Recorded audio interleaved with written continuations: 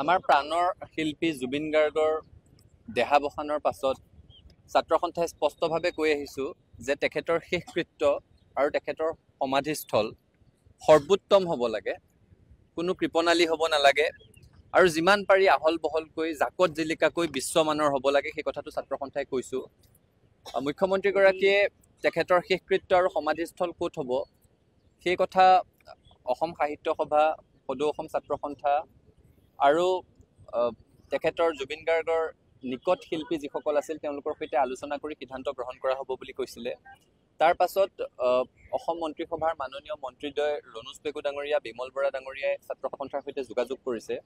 ছাত্ৰ সন্থাই আমাৰ স্পষ্ট মত তেতিয়াই প্ৰকাশ কৰিছিলোঁ যে তেখেতৰ শেষকৃত্য ক'ত হ'ব লাগে আৰু তেখেতৰ সমাধিস্থল ক'ত হ'ব লাগে, এই ক্ষেত্ৰত তেখেতৰ পৰিয়ালৰ যিটো মত হ'ব সেই মতটোকে আমি সকলোৱে সন্মান জনোৱা উচিত।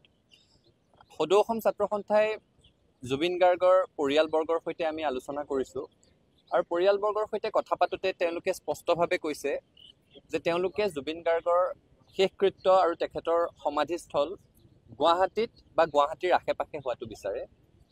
কাৰণ পৰিয়ালৰ ফালৰ পৰা জনোৱা হৈছে জুবিন গাৰ্গৰ পিতৃ, তেখেত যথেষ্ট বয়স হৈছে তেখেতৰ আৰু তেখেত অসুস্থও হৈ আছে। গতিকে গুৱাহাটীৰ পৰা বেছি আঁতৰত যদি তেখেতৰ শেষকৃত্য কৰা হয় তেতিয়াহ'লে তেখেতৰ পিতৃয়ে নিজৰ সন্তানৰ শেষকৃত্য চাবলৈ সক্ষম নহ'ব।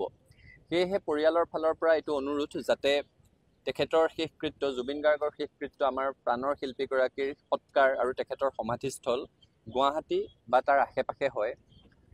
আমাৰ সদৌ অসম ছাত্ৰ সন্থাৰ অনুভৱ আৰু লাখ লাখ জুবিন অনুৰাগীৰো সেই একেই অনুভৱ নিশ্চয় হ'ব যে আমাৰ প্ৰাণৰ শিল্পীগৰাকীৰ শেষকৃত্য আৰু তেখেতৰ সমাধিস্থল ক'ত হোৱা উচিত, এই ক্ষেত্ৰত পৰিয়ালৰ যিটো মত সেই মতটোক আমি সকলোৱে সন্মান জনোৱা উচিত বুলি ছাত্ৰ সন্থাই অনুভৱ কৰিছোঁ।